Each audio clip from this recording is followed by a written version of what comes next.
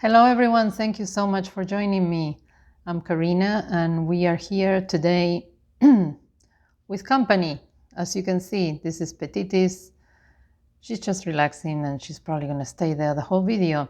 I just filmed another video and I didn't realize she was there. So, yes, with an audience today. Okay, I'm continuing with my brushes collection. And today we're going to do crease brushes. I have a lot of them. There's a reason. First of all, I have a very big crease area, so I can blend, my heart to my heart's content. But the brushes that I use for that, the first one, the ubiquitous 217 from MAC. Okay, let's just do this like that. This is the old 217, as you can see the shape. And this is actually goat hair, and it was made by Hakuhodo. Hakuhodo, the Japanese brush manufacturer, used to make the brushes for MAC. They no longer do it, and now the new 217 has a shape that is kind of like this one. See the difference? This is almost like rectangular. This is more triangular and, it flaps out. I much prefer this shape because for the socket line, this shape works a lot better in a brush this size. They're very difficult to find anymore, this particular type. This is the old 217. You can try eBay and expect to pay a ton of money, which is not even worth it. But there you go. This is actually one that I like to use for under eye powder. Like after I have put concealer under my eyes, sometimes I do use the Laura Mercier setting powder for concealer, and I like to use this particular brush. It's an unbranded brush. I don't even remember. It came in a set of 4. This is synthetic, so you can, clean it with alcohol. But I like it, okay? That's the front. And for this area, to set like that, because it's not really tapered, it's quite flat on the top, just slightly rounded. It's very effective for that purpose, more than for the actual socket line. This is another one from Zoeva. This is the 221. This is Zoeva's version of a 217, of the MAC 217. It's more tapered, okay? And fits nicely in a regular, regular average eye socket area, not too small, not too big. And you can use it a little bit for the under eye because it's a little tapered. This is synthetic. One that I really like, and this is the Crease brush from Sephora. Is that from the metal infused brushes?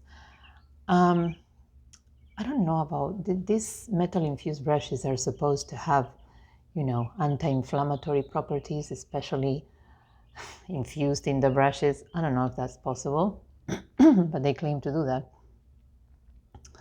It's really nice to distribute color in the crease. I really like this particular shape.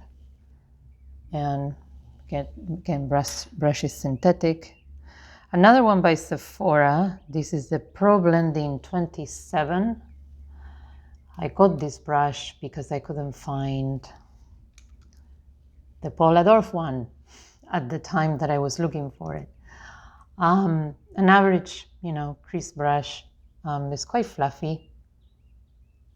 So to distribute color, to blend color, I use it more to blend the edges of the crease. Paula Dorf Sheer Crease, a brush that, comes available, then sells out, comes available again, sells out again. This is highly recommended by Lisa Eldridge. That's probably why it keeps selling out. But it's the average crease brush. You can use it in your crease. You can to place color in your crease, to blend, to use it here in the eyelid as well. Some people use it for everything. This is a very versatile brush. For those who have very hooded eyelids, and I'm sort of one of those, but also not a very small socket area, obviously not me, but depending on the effect, I do like to use it, is this Hakuhodo brush. And this one is the S146. This part is gold, 24 karat. This is a squirrel brush, very thin, very slim, very tapered. If you really have to get in there because your socket is really inside and is really hooded, this is the ideal brush. Sort of expensive, but because of the gold, which we all need. Yes, nice brush for that purpose. Oh, look, they're all here. Isn't that wonderful? Another one, this is from Real Techniques. Those blue brushes that they did. Oh, I need to clean this. This is the eye socket. This was a trio of brushes, of which I think I got 2 of them. And this is for the eye crease. It's very tapered, as you can see. So it has you can use it on the sides or you can use it front just to blend very, very softly. This is a powder brush. These brushes are only to use with powder. I really love it. I mean, in the sense that aesthetically, with a blue handle, like in an ombre, and then the blue brush hairs. It's really pretty, I think. Again, depending on the effect that you want to do, because like I said, it's very tapered. So 2 brushes that I use when I want to apply either sometimes eye primer, or if I want to do a cream eyeshadow or a wet effect eyeshadow. One is the Creme Shadow Shader. This is from Ray Morris. It's a very fluffy brush, but you can also use it for like a regular crease blending. But because it can be used wet, I use it for that purpose. These brushes, or at least this version, it has magnetic at the end. So you can, if you have a magnetized plate somewhere, you can store them like that or stand them up on the magnetized plate. If you want to help them dry better. But it's the only one that I have really of her range. And this one, which I like to use again for creams or to put eyeshadow primer. This is a NARS one, and I really love how NARS brushes they're all matte black, like the typical NARS packaging. The bottom is red. And there's the NARS logo there.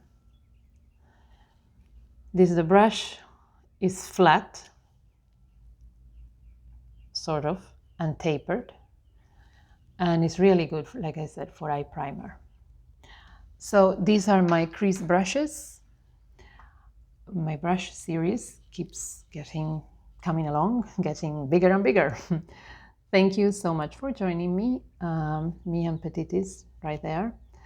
If you have any questions, leave them below. Any links to any of these brushes that I find, I will put them below. And subscribe to my channel, and I shall see you in my next video. Bye.